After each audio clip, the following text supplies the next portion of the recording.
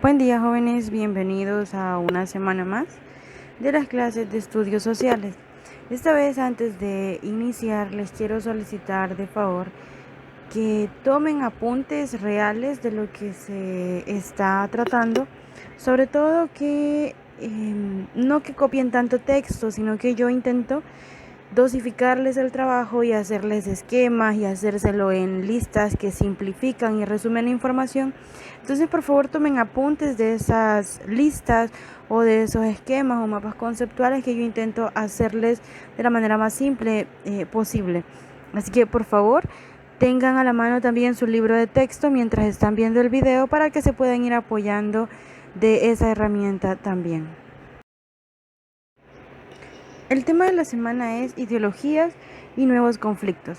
Recordemos que hemos estado viendo la parte del fin de la Segunda Guerra Mundial, después viene la Guerra Fría, que ya finalizamos esta semana con ese tema, y ahora que se acabe el conflicto de la Segunda Guerra Mundial o la Guerra Fría, no significa que los problemas del mundo se terminaron, que todos están de acuerdo y todos están en un aura de paz y todos quieren ser pacíficos y no tener conflictos con ninguna otra nación. No, de hecho aquí empiezan a surgir nuevos problemas. Si bien es cierto que se acaba la polarización del mundo, empiezan nuevos conflictos que son básicamente como consecuencia de todos los otros problemas. La historia es así, nada sucede por generación espontánea, nada tiene una explicación tan radical. Todo tiene, la mayoría de hechos y eventos históricos tienen un contexto, tienen una respuesta, una explicación causal de eventos pasados. Entonces, para comprender lo que está pasando en este momento, tenemos que ver la historia. Por eso es importante que hayamos empezado precisamente con el fin de la Segunda Guerra Mundial, pasemos al conflicto de la Guerra Fría y ahora vamos a ver cuáles son esos nuevos conflictos, esas ideologías nuevas que traen conflictos al mundo. Empecemos definiendo qué es ideología. Pues la RAE lo define como un conjunto de ideas fundamentales que caracteriza el pensamiento de una persona, colectividad o época, de un movimiento cultural, religioso o político. Pues la definición es bastante específica a qué se refiere, qué es una ideología.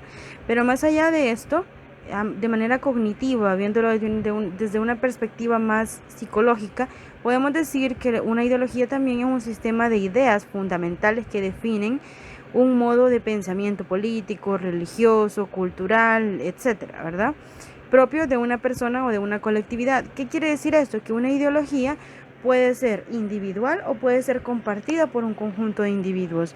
Quiero hacer énfasis en que las ideologías principalmente son las que han hecho que se generen los conflictos en el mundo.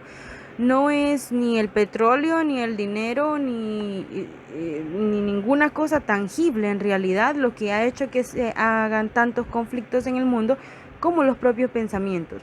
Que el pensamiento es algo abstracto, es algo intangible, es algo que no podemos materializarlo de manera tan simple. Entonces necesito que comprendamos esta. La parte importante de una ideología es eso, que como es la parte que maneja cómo pensamos y por ende cómo actuamos y cómo tenemos nosotros una visión del mundo, hacen que creemos conflictos. Y es lo que yo les decía desde el primer día de clases. Cada uno tiene su propio pensamiento.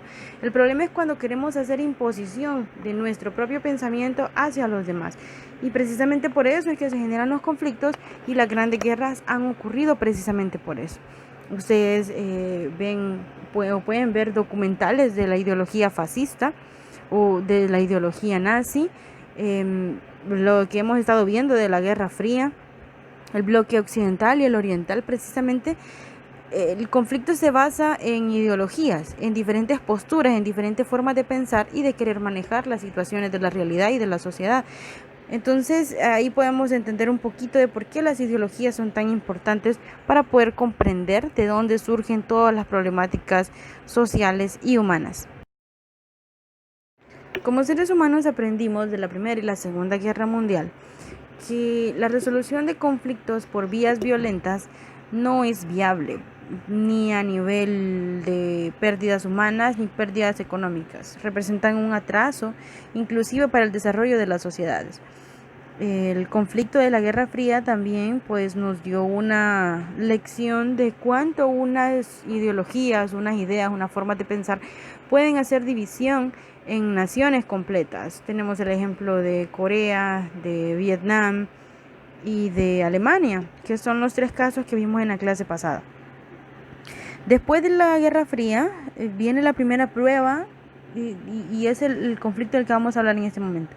La invasión a Kuwait, la primera guerra del Golfo. A principios de agosto de 1990, las tropas iraquíes invadieron un pequeño emirato, Kuwait. Así se iniciaba el primer conflicto grave tras la Guerra Fría. Era, por tanto, un conflicto que se tenía que regir por nuevas reglas porque todo había cambiado, incluso con la fundación de la ONU, que era la encargada de regular y de dar solución a los conflictos internacionales, pues obviamente tenía que verse su papel. Las causas de la invasión a Kuwait, según Saddam Hussein, que era el mandatario, que estaba de manera dictatorial en Irak, según él, habían diferentes causas por las cuales se vieron obligados hasta cierto punto, según él, a invadir Kuwait. Y él las agrupa en 3 razones o en 3 tipos de razones. Primero están las económicas, segundo la de política interior y por último la política internacional. Pues las causas económicas, aquí tenemos que primero comprender y conocer, y lo voy a poner en contexto. Irak e Irán se vieron en un conflicto armado durante 8 años, desde 1980 hasta 1988. Y como históricamente hemos aprendido, los conflictos normalmente casi siempre dejan pérdidas económicas y atrasos económicos. Entonces Irak estaba completamente endeudado, empobrecido, la calidad de vida de su gente era mala y obviamente como tenía un nivel de endeudamiento enorme, ya ni siquiera podía pedir préstamos internacionales y con el nivel de inseguridad social y política que había en su país, obviamente no era un país atractivo para inversionistas extranjeros. Entonces él se ve en la obligación, según él, de invadir este lugar. Entonces la ocupación de Kuwait tuvo como principal objetivo obtener recursos financieros para poder reconstruir Irak mediante la explotación de petróleo en Kuwait. Entonces, según él, esta era la principal causa de por qué, así se justificaba de por qué estaba haciendo una invasión a este territorio. Segundo, las de política interior, pues obviamente el régimen de Saddam Hussein presentó a la sociedad el final de la guerra como algo de lo que habían salido triunfadores. Sin embargo, la realidad difería mucho del discurso triunfalista que él daba, porque obviamente había mucho desempleo, el hecho de que la mayoría de la sociedad estaba militarizada, los pocos recursos económicos tenían y era evidente, no se podía esconder el hecho de que estaba en una grave crisis económica el país. Entonces toda esa inestabilidad lo lleva a querer invadir otro territorio. Y por último, la política internacional. Saddam Hussein pensaba que invadir Kuwait no le iba a tener mayores repercusiones, no iba a tener mayores consecuencias porque las grandes potencias se iban a mantener al margen. Eso es lo que él pensaba, que por lo menos Rusia, que era de los que él pensaba que iban a ser sus aliados, por lo menos no se iba a meter, no iba a meter mano en esto que él pensaba hacer. Sin embargo, se equivocó y también pensó que el bloque occidental, el ex bloque occidental liderado por Estados Unidos, tampoco se iba a meter. Sin embargo, obviamente los hechos que vinieron después le comprobaron, ¿verdad? Con hechos, con cosas tangibles, que no fue así, que se equivocó. Y así es como sucede todo este hecho de la invasión. Ahora les voy a resumir un poquito de cómo fue todo el proceso de la invasión de Kuwait. Primero, pues en 1990 comienza la invasión. Estados Unidos y la URSS colaboran ya cuando ven el conflicto, se unen como aliados para darle resolución al conflicto, muy a pesar de la historia que ellos traían de rivalidades en el pasado.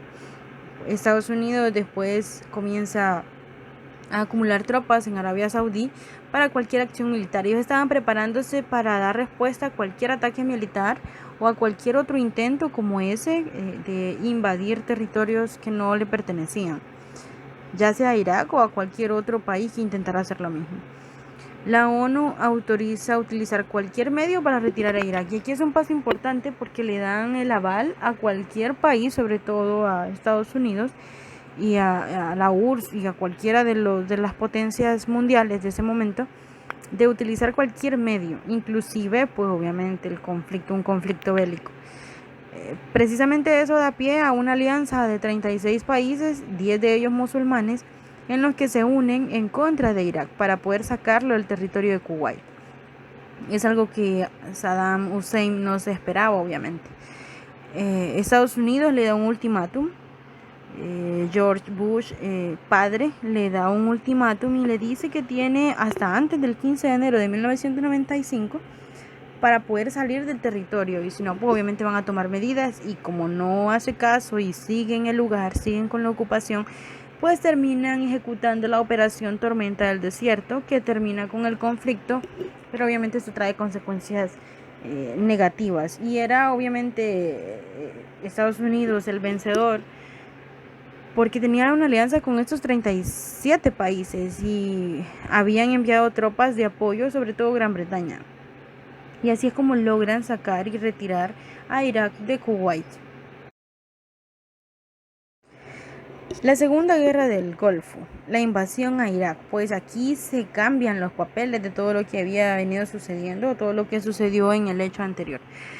Pues primero vamos a ver cuáles fueron las consecuencias de la invasión a Kuwait.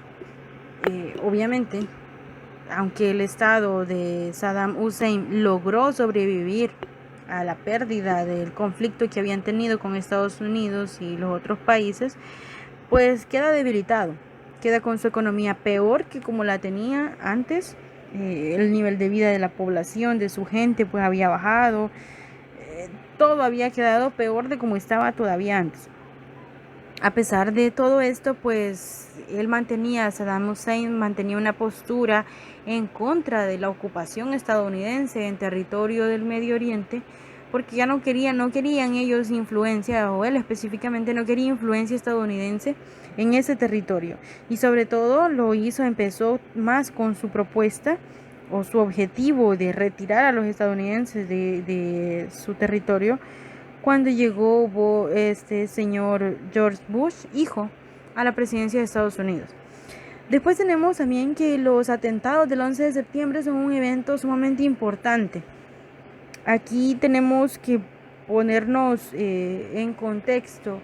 Lejos del impacto emocional que tiene saber qué sucedió el 11 de septiembre en Estados Unidos, pues es un hecho bastante importante a nivel histórico, no solo emocionalmente ni psicológicamente, sino qué es lo que cambia en la historia que haya sucedido esto.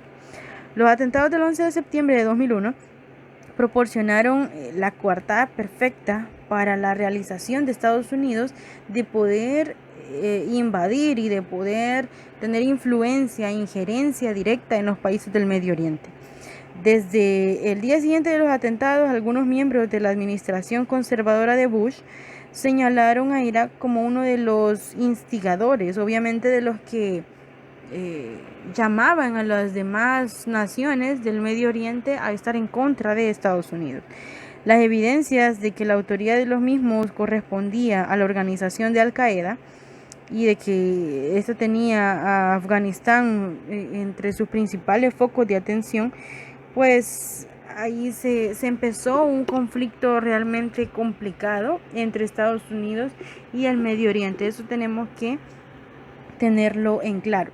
También tenemos que comprender que esto le da a Estados Unidos esta parte que les pongo acá, los ataques preventivos. ¿Cómo se puede atacar a alguien previniendo qué? Pues la justificación de Estados Unidos era que cualquier país que estuviera o que diera indicios de ir en contra de su política y de su ideología, pues había que atacarlo antes de que ellos lo hicieran, como lo hicieron con el 11 de septiembre. El 11 de septiembre sienta un precedente en la historia estadounidense.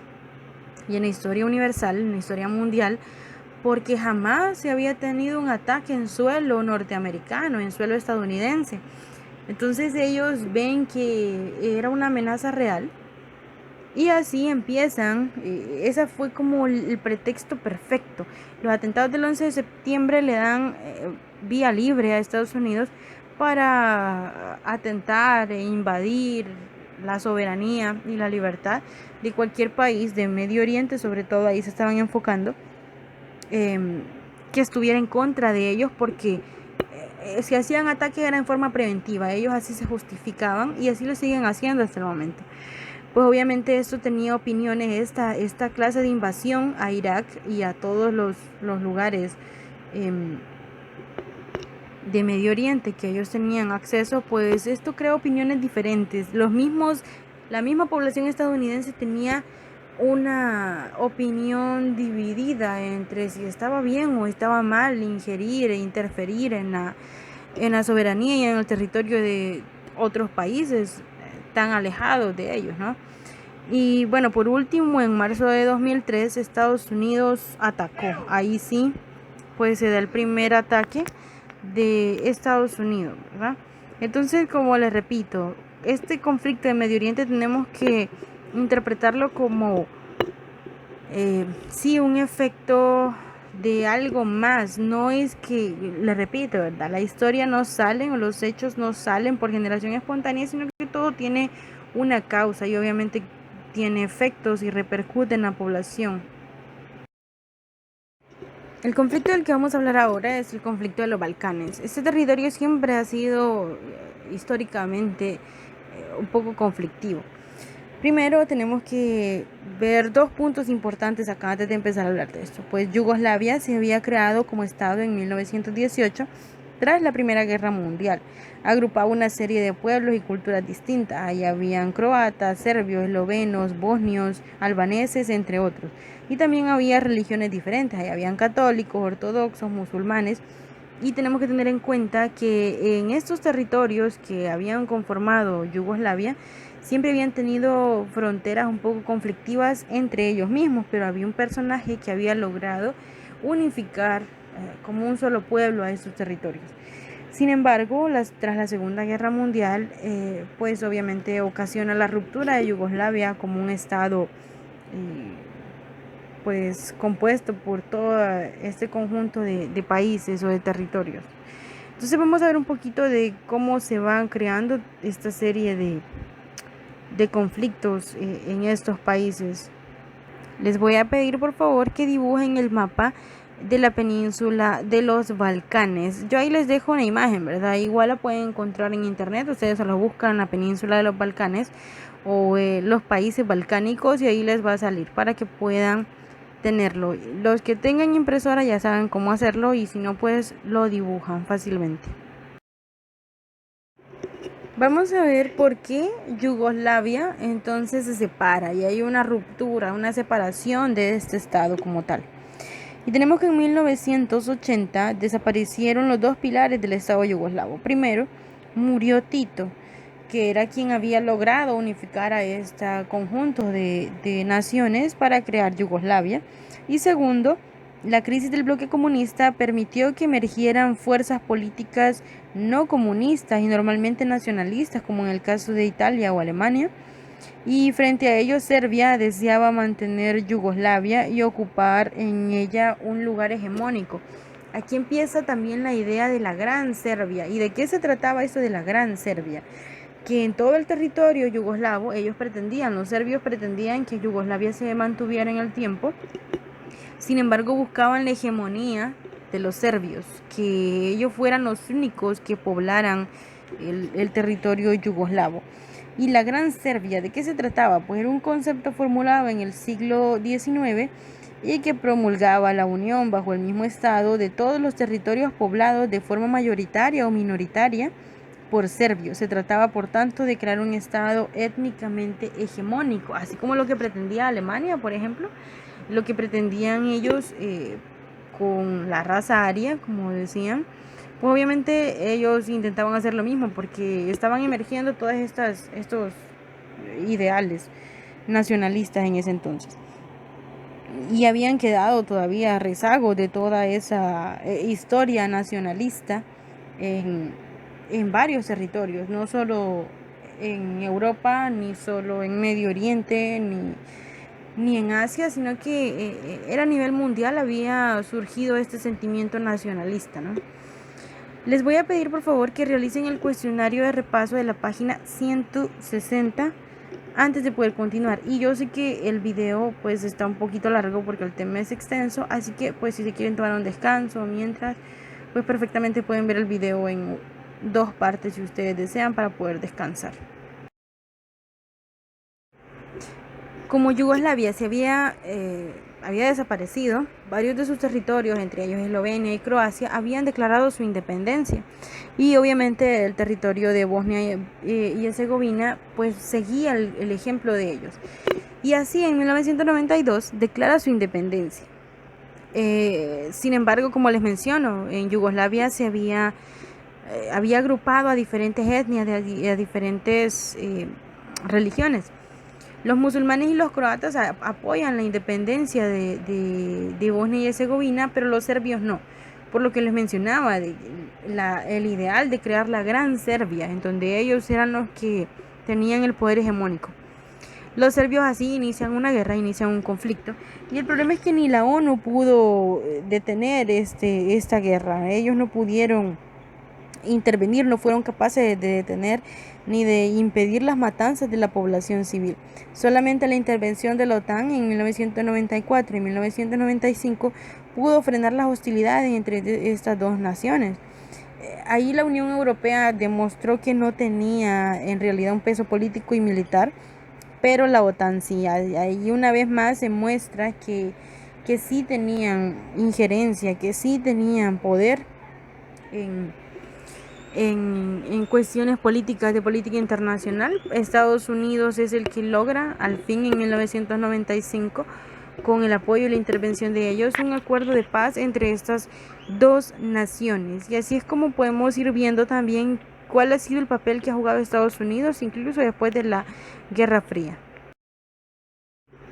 Vamos a trasladarnos a otro territorio del globo terrestre y vamos a hablar de África, específicamente de África subsahariana. Vamos a hablar de la etnicidad y de la crisis de estado de este territorio. Les pido incluso que por favor me dibujen el mapa de África. Actualmente África es el continente en donde las consecuencias del subdesarrollo y del tercer mundo pues se manifiestan más evidentemente, con más claridad. Obviamente esto va permitiendo que vayan cayendo en la marginalidad, no solo entre ellos, sino que a nivel internacional. Sin embargo, el continente ha sido en las últimas décadas uno de los principales focos de inestabilidad a nivel internacional. Pero ¿cuál es por qué existen estos conflictos? Pues yo he identificado 4 causas. Aquí vamos a ver cuáles son. Primero, tenemos que la pobreza extrema por la colonización. Tenemos que comprender que no solo aquí en América, en Latinoamérica, nosotros fuimos colonizados por los europeos, sino que también África ha sufrido de este problema. Y en realidad hay que hablarlo como tal. Ha sido un problema. La colonización ha sido un problema. Solo les pongo el ejemplo.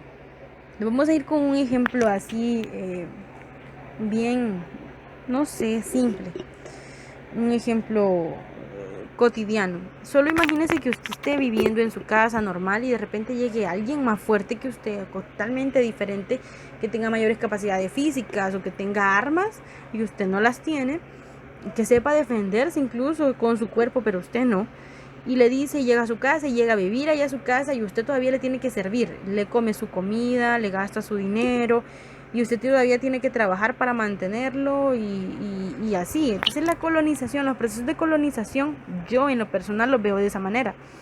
Por eso es que siempre traen conflictos. Incluso hay autores que dicen que el subdesarrollo de nuestros países son consecuencia de la colonización y que el desarrollo de las grandes potencias es gracias a nuestro subdesarrollo. Entonces, pues tenemos que no solo en América Latina es este problema, en África está todavía más acentuado. Otra de las causas también podría ser, y es que los estados débiles que están fuera de la norma, porque obviamente están en un nivel de desarrollo más bajo todavía que nosotros, y esto permite que los estados sean débiles y corruptos, no les da la estabilidad política que se necesita para sacar adelante a una nación. Por otra parte también que tenemos la herencia colonial que fue irrespetuosa con las rivalidades étnicas que tenían. Solo imaginémonos que nosotros nos llevamos un poquito mal o bastante mal con nuestros vecinos, estoy hablando de un caso hipotético, ¿no?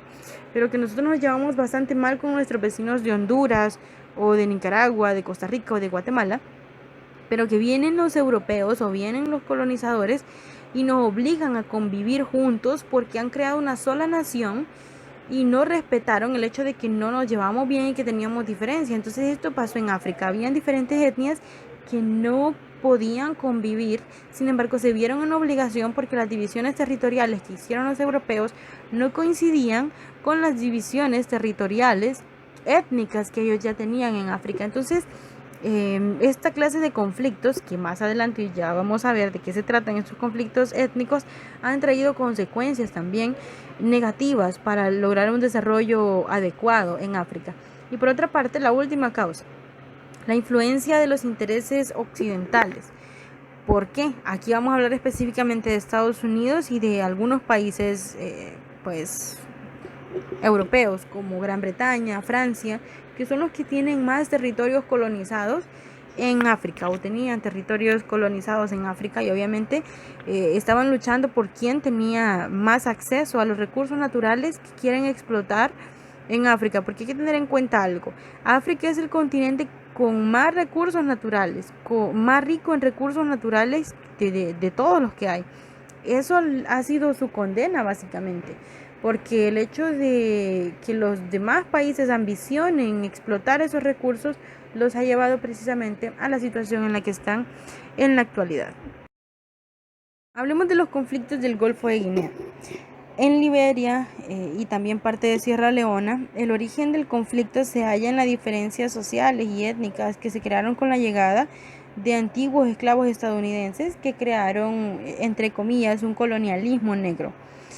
También desde 1990 el país se vio afectado por un enfrentamiento civil que lo dividió en diversos territorios controlados, llamados señores de la guerra. Estaban divididos por estos territorios. Finalmente, en 1997 hubo elecciones libres ganadas por el principal señor de la guerra. Esto era un poco complicado, ¿no? Después el conflicto liberiano adquiere carácter regional porque obviamente como habían habido guerras, había habido un conflicto, habían refugiados en otras partes de otros países y esto pues afectó a Guinea y a Sierra Leona, por ejemplo, por la cantidad de refugiados, como les menciono, y por las implicaciones de Taylor, que era quien había ganado, este señor de la guerra es el que había ganado las elecciones con la guerrilla de países vecinos. Buena parte de los problemas que habían en esos lugares, como les mencionaba, era por la explotación de diamantes, que es una de las cosas que tiene, uno de los recursos que tiene el territorio africano. Y en 2003 se inicia un proceso de pacificación hasta 2003, ¿verdad? O sea que hoy sí fue un conflicto un poquito largo y con consecuencias y pérdidas humanas graves, y obviamente esto afecta mucho más a poder desarrollar este país y no solo este país, sino que todos los países de África. Los conflictos en la región de los Grandes Lagos. Pues aquí vamos a hablar de un tema bastante conocido, de qué es lo que sucedió acá. La rivalidad entre los Hutus y los Tutsis, que es lo que yo les decía, estas son etnias que estaban en África y que se veían obligadas a convivir, pero no se llevaban bien. En Ruanda los Hutus eran mayoría y dominantes, pero en Burundi los Hutus eran mayoría, pero la minoría dominante era Tutsi. Entonces aquí es donde se empieza a generar el conflicto. Más adelante, bueno, ustedes van a realizar una actividad en donde van a poder ir a verificar estos datos. La lucha por la consecución de tierras fértiles. Esta era otra causa del conflicto. La tierra era cada vez más escasa y obviamente también en esta época la caída de los precios de las materias primas había significado una crisis económica en todos los países y obviamente la lucha por las tierras que se podían trabajar y podían ser productivas era grande. Y por último, una de las causas del enfrentamiento de los intereses de los estadounidenses y de los franceses, la injerencia, como les menciono, desde siempre las potencias que estaban colonizando estos territorios. Francia apoyaba a los Hutus y Estados Unidos apoyaba a los Tutsis. Pues, ¿quiénes son ellos? Básicamente son tribus que estaban enfrentadas por todas estas razones que les menciono. Y aquí es donde surge este conflicto famoso, el genocidio de Ruanda. Aquí es donde sale todo esto. Entonces, bueno, más adelante ya les explico de qué se trata la actividad, pero solo para que vean cómo es que todos estos conflictos se generaron incluso después de toda la historia de conflictos bélicos que ya habíamos visto a nivel histórico en el pasado. Bien, para que no se aburran de solo escucharme, les estoy dejando una actividad. Les voy a pedir por favor que siguiendo el enlace que les estoy dejando en la descripción del video, el primero, vayan a ver un artículo periodístico que se llama Genocidio en Ruanda. ¿Por qué y cómo sucedieron los hechos? Y ahí, ¿qué van a hacer ustedes? Aparte de leerlo, pues van a identificar las razones del conflicto, que ahí el artículo se los da muy detalladamente. Lo van a escribir en su cuaderno. Y la línea de tiempo que está también, esa ya está hecha ahí, que es la misma que les presento acá en el video. Por favor, vayan y la copian también en su cuaderno, por favor. También les voy a solicitar que, haciendo uso del segundo link que les voy a dejar también en la descripción de este video, observen las fotografías que se muestran. Es como un álbum digital que hay por ahí, igual es de un artículo periodístico, pero las imágenes me gustaría que las vieran y de manera analítica, de manera argumentativa, me digan qué les hace sentir. Cuando ustedes vean las fotografías y lean la descripción de cada imagen, respondan a la pregunta ¿qué les hace sentir ver esa serie de imágenes? Les pido por favor que esta actividad la hagamos de manera seria y de la manera más eficaz y eficiente posible, que la hagamos bien hecha, por favor. Por último, ya para ir cerrando, vamos a hablar de la guerra contra el terrorismo. Aquí surge este nuevo fenómeno, el terrorismo, y cómo las diferentes naciones luchan contra él. Ahora bien, hay como una fórmula, aunque en sociología nosotros no podemos hablar de que algo funciona como en un método científico de las ciencias exactas, pero normalmente funciona así.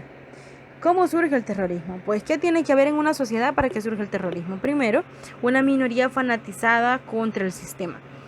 Y sí tiene que ser una minoría. ¿Por qué? Porque tiene que ser una fuerza desigual. Aquí viene el otro elemento. Tiene que existir un sistema, una asimetría de fuerzas militares o policiales. ¿Qué quiere decir? Que las personas que están en contra del sistema, esta minoría fanatizada, tiene que ser minoría real en contra de las fuerzas policiales, y así es como surge el terrorismo. ¿Por qué? ¿Por qué se denomina terrorismo? Porque la lucha en realidad no tiene las condiciones para crear un conflicto armado como tal, pero sí generan daños a la sociedad porque luchan de otra manera, buscan otra forma de lucha, por ejemplo, el hecho de poner bombas o los ataques del 9/11, por ejemplo, y toda esta clase de situaciones que nosotros ya conocemos que han sucedido en diferentes países. Así surge un nuevo enemigo. ¿Y quién es este nuevo enemigo? Pues o es el resultado de la fe islámica fanatizada y la oposición a todo lo que tenga que ver con Occidente, y así surge Al-Qaeda, que son los que pues se atribuyeron los ataques del 9/11. Aquí no vamos a entrar en teorías de si fueron realmente ellos o no, simplemente como datos se los doy que así surgen, ¿verdad? De esa oposición hacia Occidente y de la fe islámica. Aquí también quiero hacer énfasis en algo, y esto siempre lo he dicho. No hay que generalizar que todos los musulmanes son terroristas, porque si bien es cierto que los que pertenecen a grupos terroristas, entre ellos hay personas que practican el Islam, que son musulmanes, no quiere decir que todos los musulmanes son terroristas. Sí, todos los terroristas son musulmanes, pero no todos los musulmanes son terroristas. Hay que entender y hay que llegar a ese punto de reflexión. No hay que generalizar. Y aquí es donde tenemos que tener cuidado. Y es lo que yo les decía un montón de veces, que no hay que etiquetar a las personas. Porque inclusive se hacen hasta chistes de que va cualquier persona vestida como una persona del Medio Oriente y hacen este tipo de bromas de que llevan bombas o algo así y toda la gente sale corriendo, pero es por el estigma que aquí en Occidente se le ha dado, de que todas las personas del Medio Oriente son terroristas y tenemos que quitarnos esa clase de estigmas y de etiquetas que tenemos sobre las otras personas. Pero sí, el terrorismo surge de esta parte, aunque obviamente no son el único grupo terrorista, ya vamos a ver cuáles otros hay. El 11 de septiembre el mundo presentó un cambio de época. Los Estados Unidos recibía por primera vez un ataque en suelo estadounidense. Esto marca un precedente.